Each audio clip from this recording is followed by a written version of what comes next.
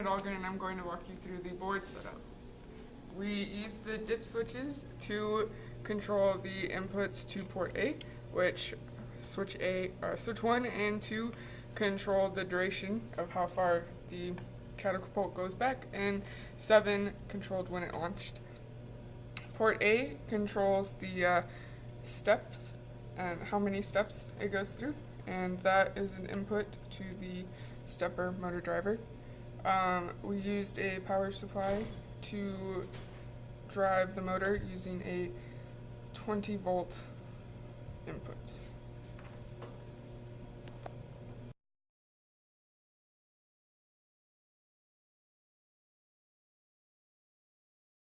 Hi, I'm Michael Hancock. I'm going to step you through the stepper motor driver and the actual stepper motor connecting to the catapult. For the stepper motor driver, we have one input coming from the A outputs, which connect right here and put one impulse to the stepper, the steps. And when each one impulse goes in, it steps the motor one step. These 4 wires are connected to each one of the coils. There's 2 coils on the stepper motor driver, or stepper motor. And the current direction of each coil makes the stepper motor drive 1 step. The catapult is connected to the stepper motor driver, or stepper motor. The stepper motor actually turns the center barrel back. This is a 400 step stepper motor, so 200 steps create 180 degrees. The stepper motor pulls the arm back, and once the stepper motor is engaged, it will lock into this position. When the stepper motor is disengaged, it will actually release and drive the spoon forward, the catapult forward. We also put a output to the LED, which indicates a visual indication of each step onto the stepper motor driver.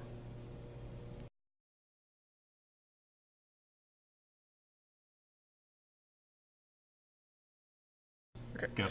So this part of the code sets port A to outputs and port B to inputs. This loop called LL loops around, checking to see if switch 1 and switch 2 are on. Once switch 7 is chosen, then it goes out of this loop. It sets count to the value given to it by the switches. Port 2 is the... Okay, so first we started with launch loop, which depending on whether switch 1 or switch 2 is chosen, it puts a value into W, which determines either 220, which goes all the way back for the arm, or 200, which goes 180 degrees. After another switch is chosen, then it goes out of this loop in order to launch it. To turn off the motor driver, we set port 2, and to turn the motor counterclockwise, we clear port A. Count is the value that is determined by these switches. Our loop is what pulses the stepper motor, and the amount of times that it goes through loop is determined by count. And then we added a delay loop, which after the catapult goes all the way back, it waits there until you put the ball in, and the counter value gives you enough time to put the ball in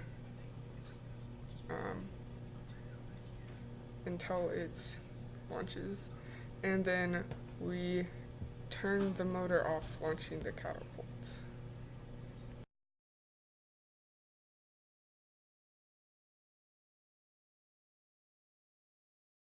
Next, you're going to see the switch 1 demonstration, which is the full range of motion of the catapult.